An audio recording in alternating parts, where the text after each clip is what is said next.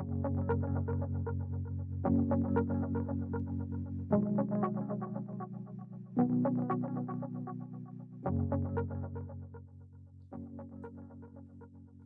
guys, it's Andrew Wall, Managing Partner here at CPA4IT. We're back with some more exciting news and some great information from JP Laporte, who's I've known for several years. He's actually the creator of the PPP, which is the personal pension plan.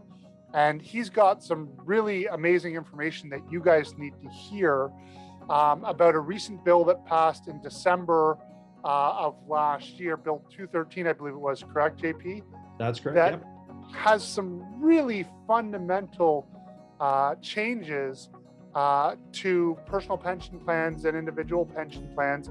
And I've got a video out there with one of the top 10 tax benefits of owning a small business. And one of them is the IPP and the PPP. And you reached out to me because you said it's time to update those videos, Andrew, because some of those cons that you talked about no longer exist thanks to some of these changes that we're seeing in Bill 1 and Bill 213. So JP, maybe you can walk us through, what are the changes that have taken place with this new bill, and why should people be looking at a PPP versus an IPP, and what are they? Sure. Yeah. So Bill 213 it's called the Red Tape Reduction Act. And it's something that the Premier of Ontario, wanted to push through.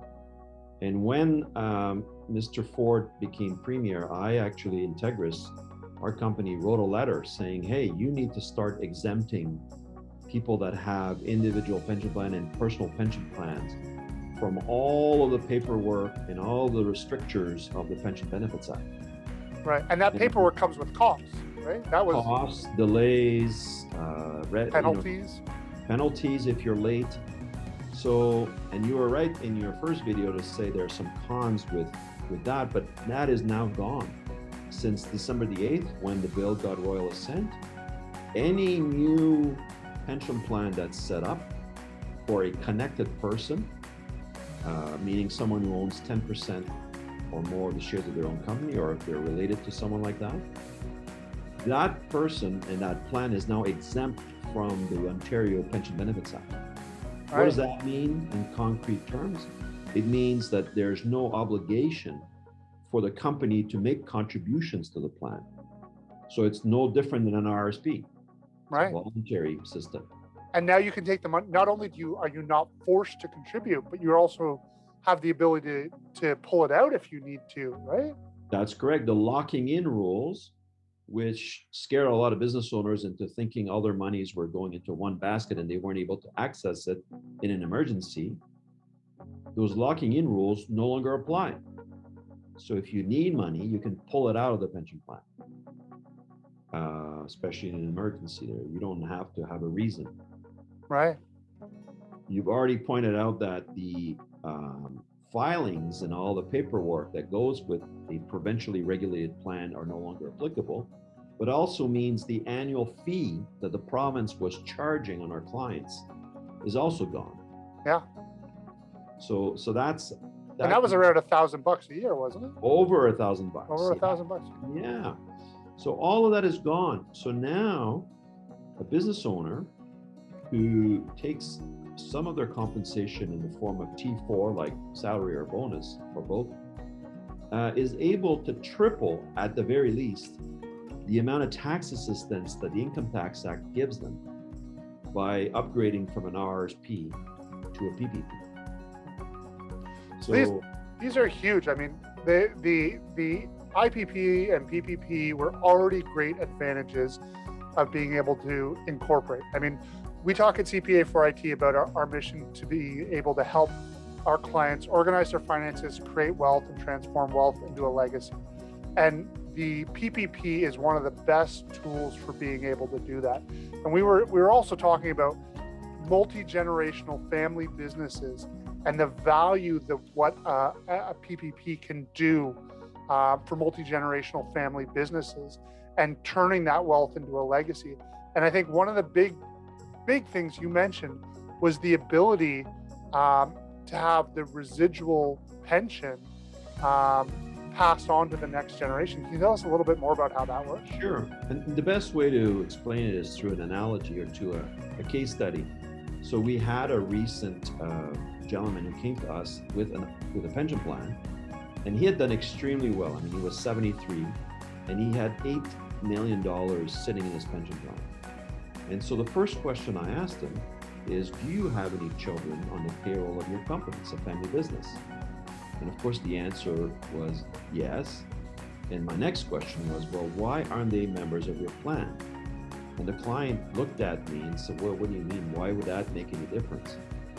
And so I explained to him, I said, you realize that if we don't do anything, if we don't add your children as plan members, and you were to pass away tomorrow, there would be a deemed disposition because you don't have a spouse to do a rollover of your pension assets to. So under the deemed disposition rules, about half of your pension plan would go to CRA in taxes, leaving the other 4 million to your children. Now he's in Alberta, so it's a little bit less. A little bit less than in Ontario. But if you were to make your family members that are on the payroll plan members, instead of having a deemed disposition, what would happen on death is that the 8 million would become pension surplus. It would continue to be trapped inside the plan, and now it would be available for your children who are building up a pension. They could use that surplus to make their pension entitlement bigger. Yeah, so would you rather have 4 million or would you rather have 8 million? It seems like a pretty easy question and some pretty amazing benefits to what you can do with JP, I really appreciate you taking the time to chat with us create today. Wealth and maybe I can get you to close us out with just maybe the top 3 benefits of why people should set up an IPP or a PPP today. Well, the first one is you can multiply the tax assistance that the Income Tax Act is giving Canadians. So you can at least triple, sometimes more, the amount of tax assistance that you get with an RSP. And in my books, getting more tax assistance means paying less tax. So I'm all for that.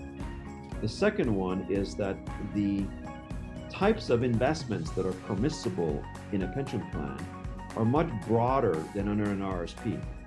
So if you wanted to invest in certain asset classes that only sophisticated institutional pension plans can invest in, you can now do that with your tiny little personal pension plan. So you're moving up into the major leagues. You get to play with the sharks. That's right.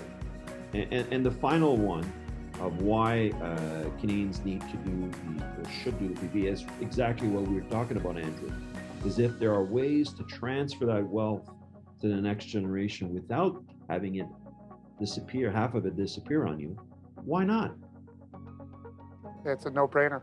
It's a no-brainer. Well, awesome, JP. I appreciate you joining us for this little session. And we are going to get JP back for a live in-person session. So go check out our website, CPA4IT, check out the events page. We're going to see if we can get JP to come in and do a live session. For those of you who have questions, I'm sure you got lots of questions about all the amazing things that you can do with a personal pension plan. So come register for the event, and we'll look forward to chatting with you then. Thanks, everyone. Bye for now.